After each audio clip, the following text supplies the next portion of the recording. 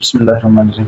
ایک شخص عمیر یا بلال نے رسول اللہ صلی اللہ علیہ وسلم سے پڑی ہوئی چیز کے بارے میں دریافت کیا۔ آپ نے فرمایا ان کی بندھن پہچان لے، یا فرمایا کہ اس کا برتن اور تھیلی پہچان لے، پھر 1 سال تک اس کی شناخت کا اعلان کراؤ، پھر اس کا مالک نہ ملے تو اس سے فائدہ اٹھاؤ، اور اگر اس کا مالک آ جائے تو اسے سونپ دو۔ اس نے پوچھا کہ اچھا گم شدہ اونٹ کے بارے میں کیا حکم ہے؟ آپ کو اس قدر غصہ آ گیا کہ رخسار مبارک سرخ ہو گئے۔ شرابی نے یہ کہا کہ آپ کا چہرہ سرخ ہو گیا۔ یہ سن کر آپ صلی اللہ علیہ وسلم نے فرمایا تجھے اونٹ سے کیا واسطہ؟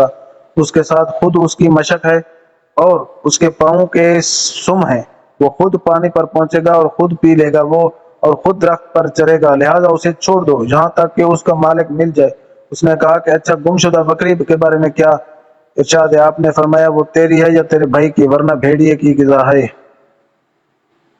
رسول اللہ صلی اللہ علیہ وسلم سے کچھ ایسی باتیں دریافت کی گئی کہ آپ صلی اللہ علیہ وسلم کو برا معلوم ہوا، اور جب اس قسم کے سوالات کی آپ صلی اللہ علیہ وسلم پر بہت زیادتی کی گئی تو آپ کو غصہ آ گیا۔ پھر آپ صلی اللہ علیہ وسلم نے لوگوں سے فرمایا اچھا آپ مجھ سے جو چاہو پوچھو۔ تو ایک شخص نے دریافت کیا کہ میرا باپ کون ہے؟ آپ صلی اللہ علیہ وسلم نے فرمایا تیرا باپ خداف ہے۔ پھر دوسرا آدمی کھڑا ہوا اور اس نے پوچھا کہ یا رسول اللہ میرا باپ کون ہے؟ آپ صلی اللہ علیہ وسلم نے فرمایا کہ تیرا باپ سالم شیبہ کا آزاد کردہ غلام ہے۔ آخر حضرت عمر رضی اللہ عنہ نے آپ کا چہرہ مبارک کا حال دیکھا تو عرض کیا یا رسول اللہ ہم ان باتوں کے دریافت کرنے سے جو آپ کو ناگوار ہوں اللہ سے توبہ کرتے ہیں۔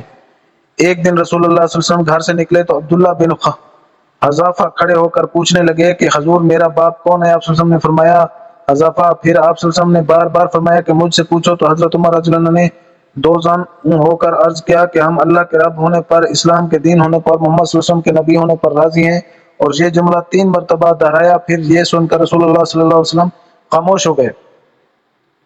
جب آپ سلام کرتے ہیں تو 3 بار سلام کرتے، اور جب کوئی کلمہ ارشاد فرماتے تو اسے 3 بار دہراتے یہاں تک کہ خوب سمجھ لیا جاتا۔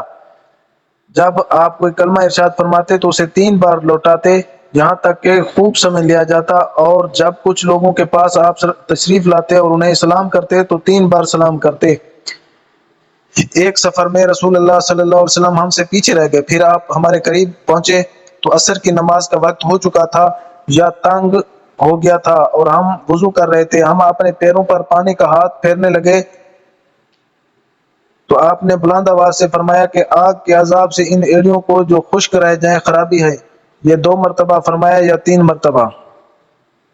رسول اللہ صلی اللہ علیہ وسلم نے فرمایا کہ 3 شخص ہیں جن کے لیے دگنا اجر ہے، ایک وہ جو اہل کتاب سے ہو اور اپنے نبی محمد پر اور محمد صلی اللہ علیہ وسلم پر ایمان لائے، اور دوسرے وہ غلام جو اپنے آقا اور اللہ دونوں کا حق ادا کرے، اور تیسرے وہ آدمی جس کے پاس کوئی لونڈی ہو جس سے شب باشی کرتا ہے، اور اسے تربیت دے تو اچھی تربیت دے، تعلیم دے تو عمدہ تعلیم دے، پھر اسے آزاد کر کے اس سے نکاح کر لے تو اس کے لیے دگنا اجر ہے۔ پھر عامر نے صالح بن حیان سے کہا کہ ہم نے یہ حدیث تمہیں بغیر اجرت کے سنا دی، ورنہ اس سے کم حدیث کے لیے مدینہ تک کا سفر کیا جاتا تھا۔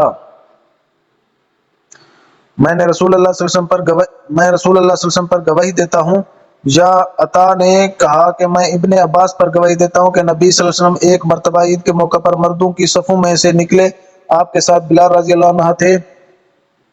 آپ کو خیال ہوا کہ عورتوں کو خطبہ اچھی طرح نہیں سنائی دیا تو آپ نے انہیں علیحدہ نصیحت فرمائی اور صدقے کا حکم دیا۔ یہ بات سن کر کوئی عورت بالی اور کوئی عورت انگوٹھی ڈالنے لگی، اور بلال رضی اللہ عنہ اپنے کپڑے کے دامن میں یہ چیزیں لینے لگے۔ اس حدیث کو اسماعیل بن علیہ نے ایوب سے روایت کیا، انہوں نے عطا سے کہ ابن عباس رضی اللہ عنہما نے یوں کہا کہ میں حضرت صلی اللہ علیہ وسلم پر گواہی دیتا ہوں، اس میں شک نہیں ہے۔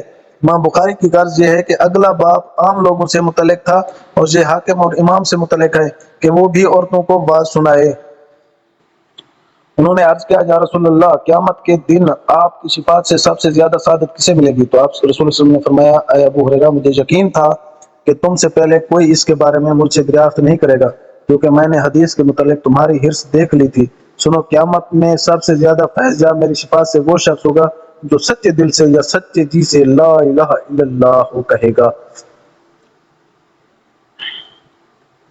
آپ صلی اللہ علیہ وسلم فرماتے تھے کہ اللہ علم کو اس طرح نہیں اٹھا لے گا کہ اس کو بندوں سے چھین لے، بلکہ وہ پختہ کار علماء کو موت دے کر علم کو اٹھائے گا، حتیٰ کہ جب کوئی عالم باقی نہیں رہے گا تو لوگ جہلوں کو سردار بنا دیں گے، ان سے سوالات کیے جائیں گے اور وہ بغیر علم کے جواب دیں گے، اس لیے خود بھی گمراہ ہوں گے اور لوگوں کو بھی گمراہ کریں گے۔